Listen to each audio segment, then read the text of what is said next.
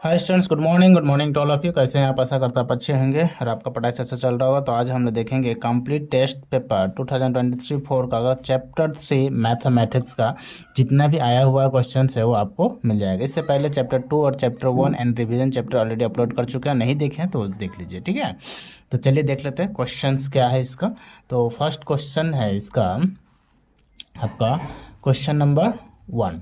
Question number 1 is, चलिए देख लेते हैं क्या दिया हुआ क्वेश्चन नंबर 1, ठीक है। तो क्वेश्चन नंबर 1 आपका गिवन है, देखिए डिस्प्ले पर दिया हुआ होगा। तो क्वेश्चन है the pair of linear equation के x plus 2y equal to 5 and 3x। देखिए मैं लिख देता हूँ के x plus 2y equal to 5, ये दिया हुआ। और दूसरा दिया हुआ equation 3x plus y equal to 1 has unique solution. क्या चाहिए इसको? यूनिक सोल्यूशन चाहिए। यूनिक सोल्यूशन, यूनिक सोल्यूशन क्या होता है? यूनिक सोल्यूशन जो होता है वो होता है आपका a1/a2 not equal to b1/b2। इसको बोलते हैं हम लोग यूनिक सोल्यूशन। ओके, तो यूनिक सोल्यूशन में देखिए a1 का मतलब क्या हुआ? a1 मतलब a1 इक्वल टू क्या है? k। a2 इक्वल टू क्या चाहिए? a1 और a2 चाहिए। a2 का वैल्यू कितना दिया? 2। इधर में b1 है, सॉरी a1 है, a1 b1। यहाँ a2 का वैल्यू कितना दिया? 3 एंड b2 का वैल्यू कितना दिया? y से पहले कितना? 1। तो यहाँ देखिए a1 का वैल्यू कितना है? k, और a2 का वैल्यू कितना दिया हुआ? 3 नॉट इक्वल टू दिया हुआ। b1 का वैल्यू कितना दिया हुआ है? b1 का वैल्यू दिया हुआ है 2 और इसको दिया हुआ आपका 1। तो क्रॉस मल्टीप्लाई कीजिएगा तो क्या 3 इंटू 2 कितना हो जाता है? तो k का जो वैल्यू होगा नॉट इक्वल टू 6। k का वैल्यू कितना आ जाएगा? Not equal to 6। ऑप्शन जो है आपका ऑप्शन बी हो जाएगा। Option B not equal to 6 हो जाएगा। क्लियर है यहाँ तक? Next question is question number 2। Question number 2 देखिए क्या दिया हुआ। क्वेश्चन नंबर 2 में आपका गिवन है questions the pair of linear equation -5, देखिए -5x plus 2y equal to 8, और एक है आपका 2x minus 5y minus 3 equal to 0। तो यहाँ पर ये कौन सा सोल्यूशन है? 1 सोल्यूशन, 2 सोल्यूशन, मैनी सोल्यूशन या फिर नो सोल्यूशन, है ना। तो यहाँ पर देखिए, यहाँ पर हम लोगों को a1 इसका वैल्यू क्या दिया था? a1 का वैल्यू -5 है। a2 का वैल्यू कितना है? b1 का वैल्यू 2 है, ठीक है। इससे इधर में कितना दिया? c1 का वैल्यू कितना दिया हुआ? 8 दिया हुआ। उसी तरह a2 का वैल्यू 2 दिया हुआ, b2 का वैल्यू -5 दिया एंड c2 का वैल्यू जो दिया हुआ है वो -3 दिया हुआ। तो यहाँ पर देख लेते हैं a1/a2 कितना हो गया? 5/2। ओके, उसके बाद b1/b2 कितना दिया हुआ? b1 2 है और b1 ये दिया हुआ है आपको 2/-5। तो ये नॉट इक्वल टू है। और कभी भी a1/a2 not equal to b1/b2 क्या हो जाता है? अभी अभी थोड़ा देर पहले ही हम लोग को पढ़ा था कि a1/a2 not equal to b1/b2, ये हो जाता है यूनिक सोल्यूशन। यूनिक सोल्यूशन, और यूनिक सोल्यूशन को ही बोलते हैं हम लोग वन सोल्यूशन। क्या बोलते हैं हम लोग? One solution. वन सोल्यूशन और यूनिक सोल्यूशन सेम है। जब भी आपको अगर ऐसा हो सकता है कि क्वेश्चन ऑप्शन में वन सोल्यूशन का जगह यूनिक सोल्यूशन दे या वन यूनिक सोल्यूशन का जगह वन सोल्यूशन, तो आपको समझना चाहिए। देखिए जिस चीज़ ऑप्शन में वन सोल्यूशन दिया है, यूनिक सोल्यूशन नहीं दिया है, तो आंसर क्या होगा? One solution, option A. Okay, next question is question number 3। Question number 3 क्या दिया है? चलिए देख लेते हैं। क्वेश्चन नंबर 3 दिया हुआ आपका कि the pair of linear equation 2x plus 3y equal to 5 and 4x plus ky equal to 10 has infinite number of solution. Infinite number of solution क्या होता है? इन्फिनाइट नंबर ऑफ सोल्यूशन होता है a1/a2 equal to b1/b2 equal to c1/c2। ये infinite number of solution है, ठीक है। Infinite number of solution इसे हम लोग बोलते हैं, ठीक है। तो यहाँ पर देखिए a1 का वैल्यू कितना दिया हुआ? 2, और a2 का वैल्यू कितना दिया हुआ? 4। ओके, इक्वल टू b1 का वैल्यू कितना दिया हुआ? 3, और b2 का वैल्यू कितना दिया हुआ? k। तो हमें k का वैल्यू चाहिए, find the value of k। किसका मान चाहिए यहाँ पर? k का। तो यहाँ पर k का वैल्यू हम यहीं से मिल जाएगा। तो देखिए 2 से 1 टाइम, 2 से 2 टाइम्स, 3 इंटू 2 कितना हो जाएगा? तो 3 इंटू 2 6 हो जाता है। k इक्वल टू 6 हो जाएगा। ऑप्शन कौन सा? ऑप्शन डी है, ऑप्शन डी। क्लियर है यहाँ तक? नेक्स्ट देखते हैं क्वेश्चन नंबर 4। क्वेश्चन नंबर 4 में क्या दिया हुआ है? चलिए देख लेते हैं हम लोग। क्वेश्चन नंबर 4 क्या दिया है? The pair of equation 2x minus 5y plus 4 equal to zero. उसके बाद दिया हुआ 2x plus y minus 8 equal to zero. अब ये कौन सा सोल्यूशन है? यूनिक सोल्यूशन, उसी को वन सोल्यूशन बोलता है। तो हम लोग देख लेते हैं क्या सोल्यूशन है। देखिए a1/a2, a1/a2, तो a1 कितना है 2/2, 2/2 मीन्स 1/1। b1/b2 कितना है भाई -5 और ये 1। तो यहाँ पर क्या आ गया a1/a2 not equal to b1/b2, और इसी को हम लोग बोलते हैं यूनिक सोल्यूशन या फिर वन सोल्यूशन। क्या बोलते हैं इसको? One solution. तो दोनों में से कौन सा ऑप्शन है आपका? ए नंबर यूनिक सोल्यूशन है। तो इसी का आंसर हो जाएगा। आई होप इतना समझ में आ गया होगा। नेक्स्ट देखते हैं question number 5। Next question is question number 5। 5 क्या दिया हुआ है चलिए देख लेते हैं। क्वेश्चन नंबर 5 क्या दिया हुआ है कि the pair of equation y equal to zero, y equal to zero and y equal to -7, y equal to -7। तो यहाँ पर देखिए हम लोगों को क्या करना, पहले इसको ग्राफ पर पुट करते हैं। ठीक है, ऐसा ही क्वेश्चन हो तो कभी भी क्या करना चाहिए? ग्राफ पर पुट करके चेक कर लेना चाहिए। तो देखिए y इक्वल टू, यहाँ पर देखिए 7 है, y इक्वल टू एक जीरो दे दिया, तो यहाँ एक तो वैल्यू तो यहाँ आ जाएगा, दूसरा वैल्यू कितना -7, -7 कितना आ जाएगा? y का वैल्यू -7 मतलब नीचे है ना। ये है x, ये x एक्सिस, y एक्सिस। तो y एक्सिस कहाँ पर आ जाएगा? ये माने 1 2 3 4 5 6 7 यहाँ आ जाएगा। तो मान लेते हैं एक यहाँ आ जाएगा -7, तो ये 7 आ गया, ये 1 आ गया। तो ये क्या आ रहा है? एक पैरेलल लाइन आ रहा है। क्या आ रहा है? Parallel line. एक पैरेलल लाइन आ रहा है, तो यहाँ पर कितना सोल्यूशन हो जाएगा? तो यहाँ पर बनेगा नो सोल्यूशन। जब भी पैरेलल लाइन आ जाए तो क्या बनाना है? No solution. ऑप्शन कौन सा दिया हुआ है इसमें आपका? ऑप्शन शायद डी है, ऑप्शन डी। ठीक है, नेक्स्ट देखते हैं question number 6। Next question is 6 number में क्या दिया है चलिए देख लेते हैं।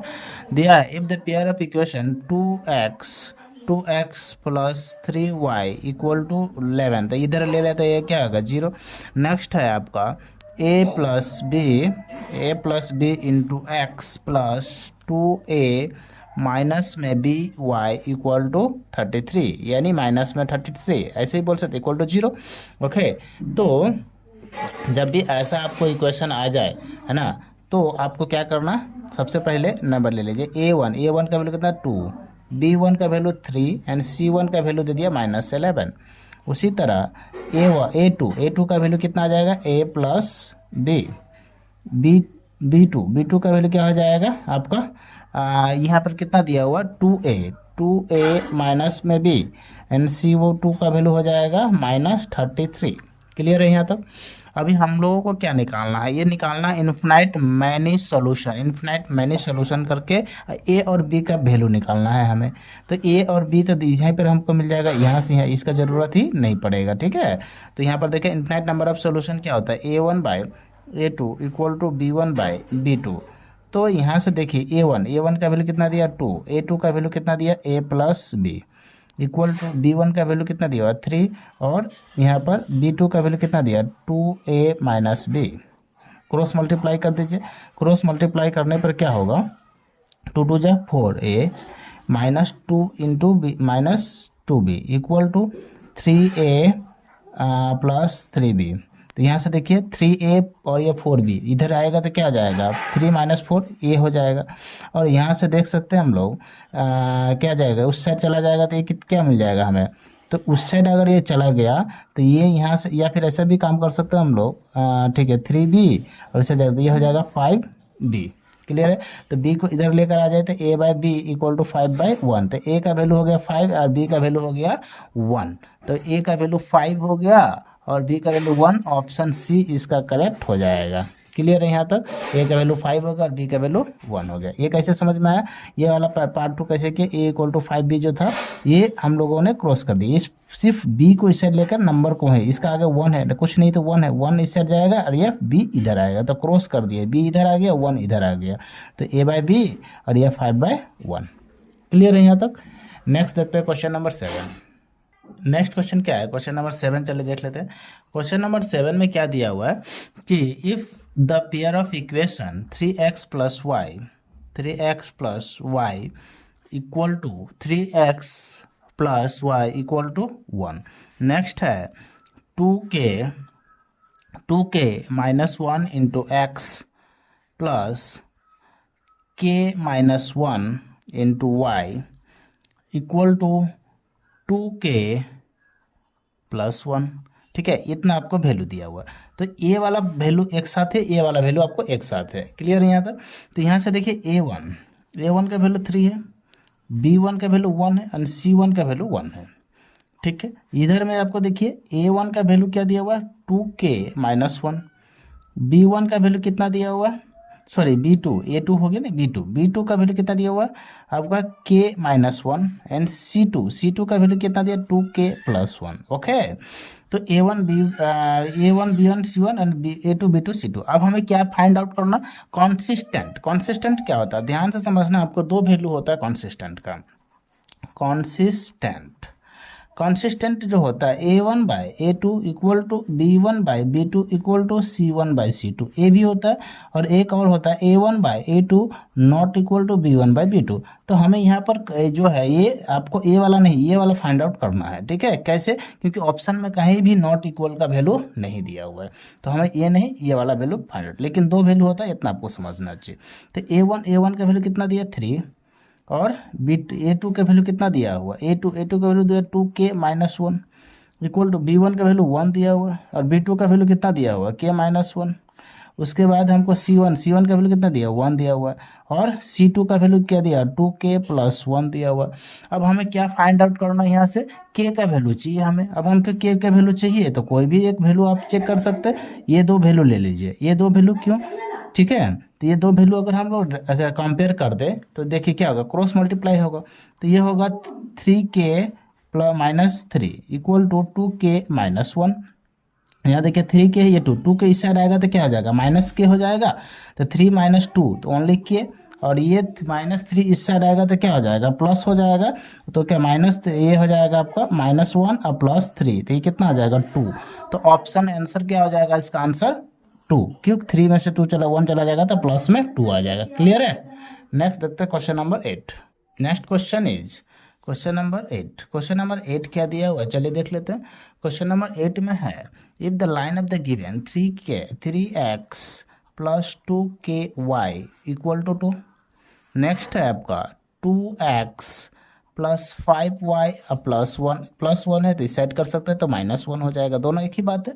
और पैरेलल वाला लाइन आपको कभी भी पूछे, जैसे देखिए यहाँ पर दिया पैरेलल दिया हुआ है, तो पैरेलल का जो आपका इक्वेशन होता है, ये होता है A1/A2 इक्वल टू B1/B2 और not equal to C1/C2।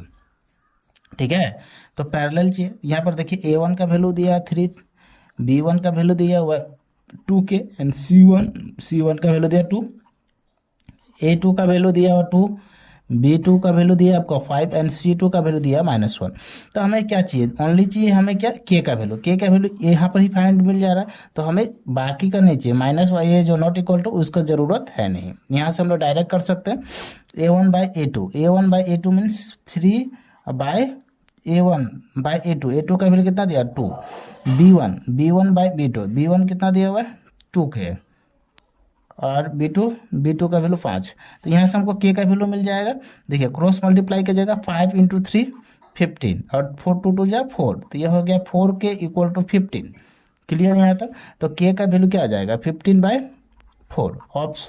Option कौन सा है, चलिए देख लेते हैं हम लोग। ऑप्शन सी दिया हुआ है, ठीक है, तो सी इसका करेक्ट आंसर हो जाएगा। नेक्स्ट देखते हैं question number 9। Next question is question number 9 क्या दिया हुआ, चलिए देख लेते हैं। क्वेश्चन नंबर 9 है, if a pair of linear equation the condition consistent है। अभी मैंने बताया कंसिस्टेंट के लिए क्या होना चाहिए, दो होता है। पहला क्या होता है, A1/A2 equal to B1/B2 equal to C1/C2, ये हो जाता है, इसको भी बोलता है हम लोग कॉन्स्टेंट लाइन, इसको क्या बोलता है, कॉन्स्टेंट। और एक होता है कंसिस्टेंट के लिए A1/A2 not equal to B1/B2, इसको बोलता है, क्या बोलता है, इंटरसेक्ट बोल सकते हैं, या फिर आपको यूनिक सोल्यूशन भी बोल सकते हैं, वन सोल्यूशन भी बोल सकते हैं, एक के तो कोई भी आप कुछ भी बोल दीजिए। तो इसका क्या ऑप्शन हो जाएगा आपका, तो ऑप्शन जो है ये दोनों ही है, तो ऑप्शन बी इसका करेक्ट हो जाएगा, इंटरसेक्टिंग और कॉन्सिडेंट, इंटरसेक्टिंग और coincident. Okay, next question is 10। 10 क्या दिया हुआ, चले देख लेते हैं। क्वेश्चन है x = a and y = b। Okay, उसके बाद दिया हुआ है आपका x - y = 2 and x + y = 4। तो यहाँ से कुछ करना नहीं है, y y cancel, 2x equal to 6, तो x का वैल्यू कितना आ गया 3। जब x का वैल्यू 3 आ गया तो यहाँ पर y का वैल्यू क्या आ जाएगा, तो जब y आएगा तो यहाँ पर क्या आ जाएगा 2y आ जाए। देखिए जब भी तो ये पुट कर दीजिए ना, कोई इशू है ना, x minus 2 equal to y, तो x का वैल्यू कितना है 3, तो माइनस वाई इक्वल टू इस साइड जाएगा तो क्या आ जाएगा -3 2 -3 2 था प्लस में -3, तो ये हो जाएगा -1, कितना आ जाएगा -1। क्लियर है यहाँ तक। अब यहाँ से देख, सॉरी यहाँ पर सबसे ठीक क्या है ना, मैंने x का वैल्यू कितना था 3, x 3 है तो 3 इससे जाएगा तो -2 हो जाएगा। ओके ठीक है। तो अच्छा एक चीज़ और देखिए, ये -y है ना, तो -y इक्वल टू -1, तो माइनस माइनस कैंसिल, तो y का वैल्यू कितना आ गया 1, तो x equal to 3 y equal to 1, ये आपका आंसर है। देखिए x का वैल्यू क्या था a, तो a इक्वल टू 3 हो जाएगा और b इक्वल टू 1 हो जाएगा, तो ये इसका आंसर कौन सा हो जाएगा, option A, 3 and 1, option A. Clear है। नेक्स्ट देखते हैं क्वेश्चन नंबर 11। क्वेश्चन नंबर 11 देखिए, क्वेश्चन नंबर 11 में क्या दिया हुआ है, क्वेश्चन नंबर 11 में दिया है आपका कि if am not equal to, am जो दिया हुआ है not equal to bl, okay. उसके बाद the pair of linear equation ax plus by, okay, ax plus by equal to c, ठीक है। तो उसके आगे जो दिया है आपका lx plus my equal to n, तो आपको ये दो इक्वेशन दिया। देखिए a इक्वल टू क्या दिया, a1 equal to a, b1 equal to b and c1 equal to c, a2 equal to l, b2 equal to m and c2 equal to n, ये आपको गिवन है ना। तो यहाँ पर देखिए, यहाँ पर कभी भी ऐसा इक्वेशन दिया जाए तो इसको हम लोग बोलते हैं वन सॉल्यूशन। क्या बोलते हैं, वन सॉल्यूशन, या इसी को बोलते हैं हम लोग इंटरसेक्ट। क्या बोलते हैं, इंटरसेक्ट। इसी को बोलते हैं हम लोग आपका एक और जो बोलता है यूनिक सॉल्यूशन। क्या बोलते हैं हम लोग, यूनिक सॉल्यूशन। तो ये 3 सॉल्यूशन होता है, तीनों चीज़ों का नाम आपको कोई डिफरेंट करके आप दे सकते हैं, ठीक है।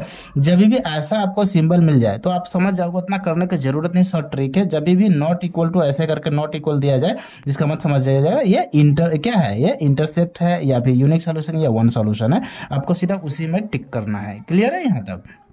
तो इसका आंसर देखिए, फिर भी मैं बता देता हूँ। तो देखिए am not equal to bl, तो यहाँ पर देखिए am है तो a by b equal not equal to l by m।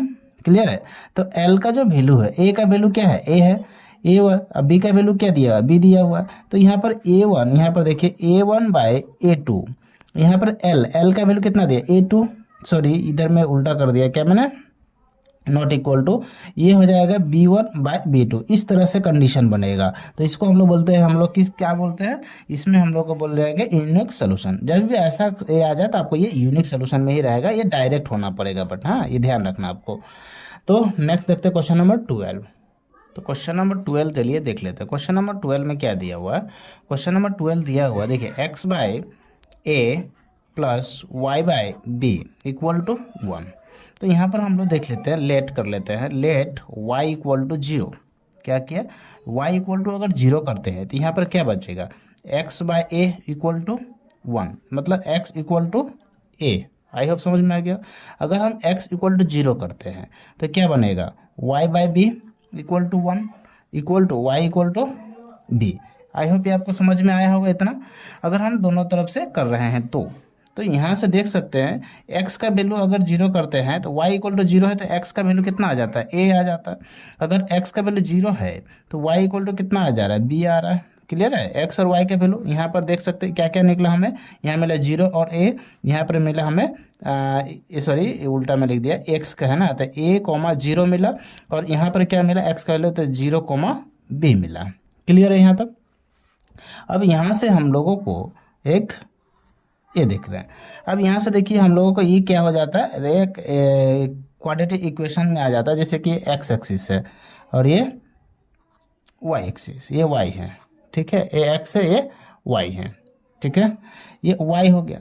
अब यहाँ से देख सकते हैं हम लोग, यहाँ पर y है, ये x है, और ये क्या बन जाता है 90 डिग्री है। तो यहाँ से अगर हम ये करके देखें तो यहाँ से लेकर देखिए ये तो 0 0 होता है, तो आपको पता है कोऑर्डिनेट में क्या होता है 0 0 होता है। ओके, अब यहाँ से यहाँ तक का जो डिस्टेंस है वो कितना दिया हुआ, यहाँ पर एक पॉइंट है x का वैल्यू a,0, और यहाँ पर जो डिस्टेंस दिया हुआ ये क्या दिया हुआ 0,b। क्लियर है। तो यहाँ से यहाँ तक का डिस्टेंस कितना हो गया ए, यहाँ से यहाँ तक का डिस्टेंस कितना हो गया बी। अब हमें ये क्या करना, बाय पाइथागोरस थ्योरम निकालना। ए बी इधर दिया हुआ तो ये वाला तो ये क्या बन जाता है बी हो जाएगा, ये हो गया परपेंडिकुलर, ये हाइपोटेनस, तो ये हो जाता है आपका एच स्क्वायर। या फिर आप डायरेक्ट भी वैसे कर सकते हो, ये बेस है ये हाइट है, तो ये क्या एरिया निकालना है। तो एरिया क्या होता है half into base into height, यही होता है। तो हाफ क्या दिया, हाफ का हाफ ही रह जाएगा, बेस का वैल्यू कितना दिया ए और हाइट का वैल्यू दिया बी, तो हाफ इंटू यानी a बाई बी बाई 2, ऐसे भी दे सकते हैं। तो आंसर क्या हो जाएगा इसका, आपका देख लीजिए ऑप्शन सी इसका करेक्ट हो जाएगा। कौन सा हो जाएगा, ऑप्शन सी। चलिए नेक्स्ट देखते हैं question number 13। Next question is question number 12। Question number 12 में क्या दिया, सॉरी 12 नहीं 13, क्वेश्चन नंबर 13 देख लेते हैं। क्वेश्चन नंबर 13 में क्या दिया है, चलिए देख लेते हैं। क्वेश्चन नंबर 13 में दिया है आपका कि the area of the triangle form B y equal to by form by y equal to x, मतलब एक्स का वैल्यू वाई का इक्वल है। ठीक है, पहला तो ये दिया हुआ, दूसरा दिया हुआ है एक्स इक्वल टू 6। ओके, और तीसरा जो वैल्यू दिया हुआ है आपका वो दिया है आपका क्वेश्चन 13 में y इक्वल टू 0, वाई का वैल्यू कितना दिया 0 दिया। देखिए तो यहाँ पर हमें देखिए एरिया निकालना, एरिया ऑफ ट्रायंगल निकालना। तो एरिया ऑफ ट्रायंगल निकालने के लिए है ना, एरिया ऑफ ट्रायंगल निकालने के लिए क्या करना पड़ता है हम लोगों को कि आपका एक फॉर्मूला होता है एरिया ऑफ ट्रायंगल निकालने का, जैसे कि आपको अच्छी तरह से पता होगा formula half into x1 into y2 minus y3, ये वाला फॉर्मूला पता होगा, plus x2 into y3 minus y1 plus x3 into y1 minus y2। Okay, तो इसे इस फॉर्मूला पर हमें पुट करना है। अब देखिए ये देखना है कि एक वैल्यू तो हमें यहाँ ये दिख रहा है, क्या दिख रहा है, पहला वैल्यू अगर आप देखें यहाँ पर ये x माइनस वाई, यहाँ पर मैं बना देता हूँ। ठीक है, मैं नीचे था करता हूँ। देखिए अगर x कॉमा वाई है तो x माइनस वाई भी होगा equal to 0, x minus y equal to 0। तो इस वैल्यू अगर हम यहाँ x इक्वल टू 6 डाल देते हैं, यहाँ पर क्या रख देता हूँ x इक्वल टू 6, तो 6 रखते ही माइनस वाई इक्वल टू 0 हो जाएगा। तो ये 6 को उस साइड अगर जाता है तो y equal minus y equal to minus 6, minus minus cancel, तो y इक्वल टू 6, तो y इक्वल टू 6 मिल गया हमें। ठीक है, कब मिला y इक्वल टू 6, जब हम लोगों ने यहाँ पर क्या रखा y का वैल्यू जो है, x का वैल्यू जब है क्या कर रख दिया 6 रखा, यानी पहला वैल्यू हमें मिला। क्या क्या मिला, पहला वैल्यू है हमारा पास 6,6। ठीक है, दूसरा वैल्यू क्या है, देखिए एक है 6 x का वैल्यू और y का वैल्यू 0, तो दूसरा वैल्यू भी 6 और 0। अब एक और वैल्यू चाहिए, 3 वैल्यू चाहिए। तो यहाँ पर तीसरा वैल्यू निकालने के लिए क्या कीजिएगा, y का वैल्यू पुट कर देते हैं। y का वैल्यू अगर हम इसमें पुट किया जाए, जैसे मान लेते देखिए x minus y equal to 0, तो y इक्वल टू 0 है, अगर y का वैल्यू 0 रखे तो x minus y equal to 0, तो x का वैल्यू भी क्या आ जाएगा 0, तो तीसरा वैल्यू क्या हो गया 0 0। ठीक है, यहाँ हो जाएगा x1 y1, x2 y2, x3 y3। ठीक है, तो यहाँ पर देखिए x1 का वैल्यू कितना 6, तो y2 का वैल्यू कितना आ जाएगा 0 माइनस y3, और y3 का वैल्यू कितना आ जा रहा है यहाँ पर देख लेते हैं, ये भी 0, तो ये पूरा पार्ट क्या हो गया, ये पूरा पार्ट ही 0 हो गया, प्लस x2 का वैल्यू कितना है 6, y3 का वैल्यू 0 माइनस y1 का वैल्यू कितना दिया 6, प्लस x3 का वैल्यू कितना दिया 0। अब देखिए 0 में किसी से मल्टीप्लाई कीजिए तो ये पूरा पार्ट हो जाएगा 0। ठीक है, तो 6 इंटू 6 36। अब ये 36 है, ये इधर हाफ है, तो हाफ से मल्टीप्लाई होगा तो कितना आ जाएगा 18 स्क्वायर हो जाएगा आपका। ठीक है, तो यहाँ पर स्क्वायर यूनिट भी आप इसको बोल सकते हैं, तो स्क्वायर यूनिट इसका आंसर हो जाएगा 18 स्क्वायर यूनिट्स। इसका करेक्ट आंसर है ऑप्शन बी। क्लियर है, नेक्स्ट देखते हैं क्वेश्चन नंबर 14। क्वेश्चन नंबर 14 में देखते हैं क्या दिया हुआ है। क्वेश्चन नंबर 14 है, क्वेश्चन दिया हुआ है आपका कि ऑन सॉल्विंग 2/x, क्या दिया 2/x plus 3/y equal to 3। उसके बाद दिया हुआ है 3/x plus 6/y equal to 5। Okay, तो यहाँ पर देखिए हम लोग एक लेट मान लेते हैं, लेट 1/x इक्वल टू ए, और यहाँ पर हम लोगों को क्या वैल्यू चाहिए, एक्स और वाई का वैल्यू चाहिए, ठीक है। और 1/y इक्वल टू बी मान लेते हैं, ठीक है।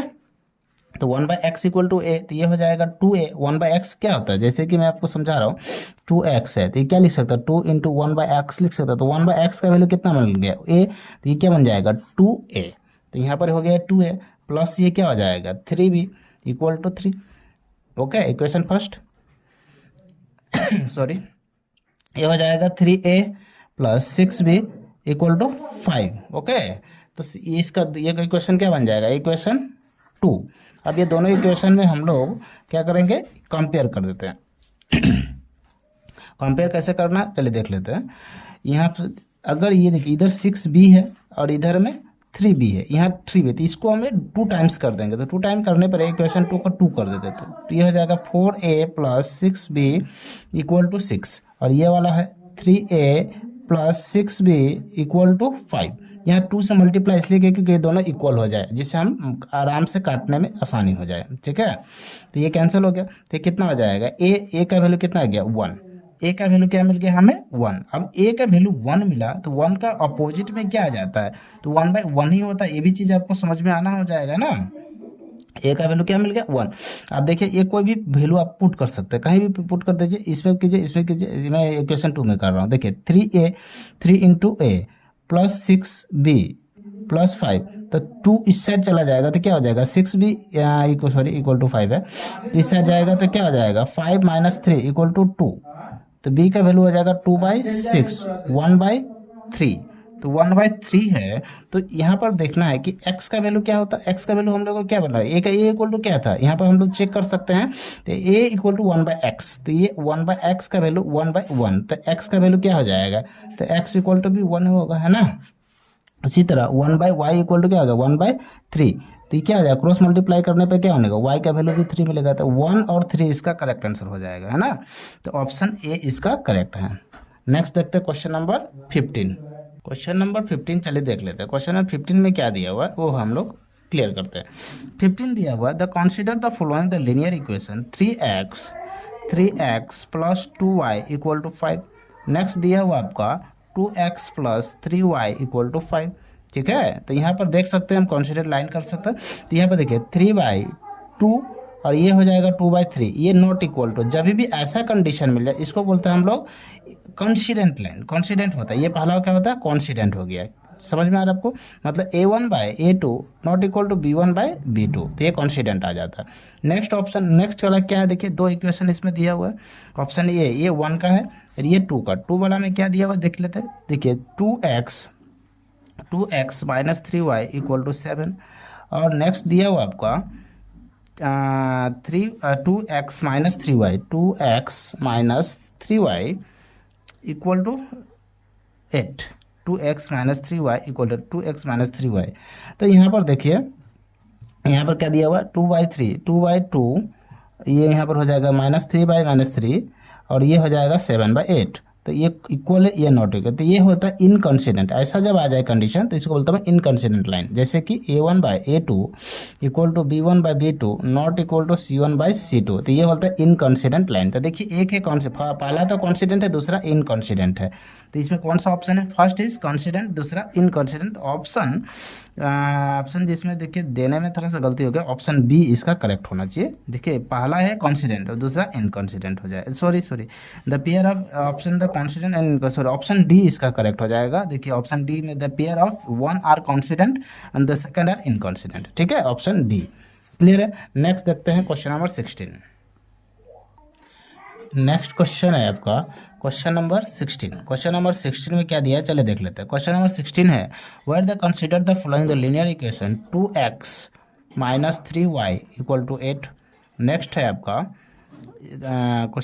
और क्या दिया 4x minus 6y equal to 9, पहला है। तो इसमें देखिए 2/4 इक्वल टू अगर दिया -3/-6 और ये दिया 8/9, तो यहाँ से देखिए ये 1/2 ये 1/2। तो यहाँ से देख सकते हैं ये इक्वल है, ये नॉट इक्वल है। तो इसको हम लोग क्या बोलते हैं, ये जस्ट ये सोल्यूशन जो बना है इस सोल्यूशन का क्या बोलता है, ये है नो सोल्यूशन है ना, आपका क्या बोल सकता है, ये इक्वल सोल्यूशन है ना, कौन कौन सा सोल्यूशन है ये जो बना, ये यूनिक सोल्यूशन बना है या फिर इन्फिनाइट मैनी सोल्यूशन बना है, ये कौन सा सोल्यूशन बना है, ये हमें यहाँ पर दिखाना है। ठीक है, तो आपको मैं बता देता हूँ A1/A2 equal to B1/B2 not equal to C1/C2। तो पहला जो सोल्यूशन बना है इस सोल्यूशन का क्या नाम है, ठीक है, तो इसका नाम बोलते हम लोग नो सोल्यूशन। क्या बोलते हम लोग, नो सोल्यूशन। उसके बाद एक और होता है आपका, ध्यान से आपको तीनों सोल्यूशन में आपको बता देता हूँ। ठीक है, तो एक होता है A1/A2 not equal to B1/B2, इसको बोलते हैं हम लोग यूनिक सोल्यूशन।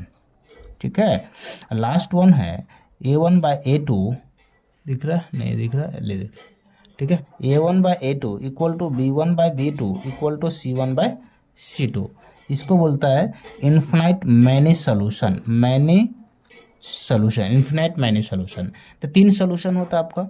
ठीक है, तो आपको देखना है कि कौन सा, तो पहला वाला तो किसमें बना है, नो सोल्यूशन, तो फर्स्ट इज नो सोल्यूशन। ठीक है, इस पर आ गया। दूसरा जो इक्वेशन है वो हम लोग देख लेते हैं, क्वेश्चन नंबर 16 का दूसरा इक्वेशन क्या दिया हुआ है, 2r का जगह देखिए, जो आपको क्वेश्चन में एरर है थोड़ा सा, ये क्या दिया होगा 2x होना चाहिए 2r का जगह, प्लस में 3y - 9, नेक्स्ट इधर में 4x + 6y - 18। ठीक है, तो ये थोड़ा सा ठीक कर लीजिएगा, ये हो जाएगा 2/4, नेक्स्ट हो जाएगा 3/6 और नेक्स्ट हो जाएगा -9/18 -18। तो ये देखिए 1/2 1/2 1/2, तो सारा इक्वल है, तो इन्फिनाइट मैनी सोल्यूशन। तो पहला तो हो जाएगा no solution, first is no solution. ठीक है, और दूसरा क्या है, इन्फिनाइट मैनी सोल्यूशन। तो कौन सा ऑप्शन हो जाएगा, पहला तो हो गया नो सोल्यूशन, दूसरा है इन्फिनाइट मैनी सोल्यूशन। ऑप्शन ये तो है नहीं, दूसरा क्या दिया हुआ है, इन्फिनाइट मैनी सोल्यूशन, पहला ही दे दिया, नहीं ये नहीं होगा।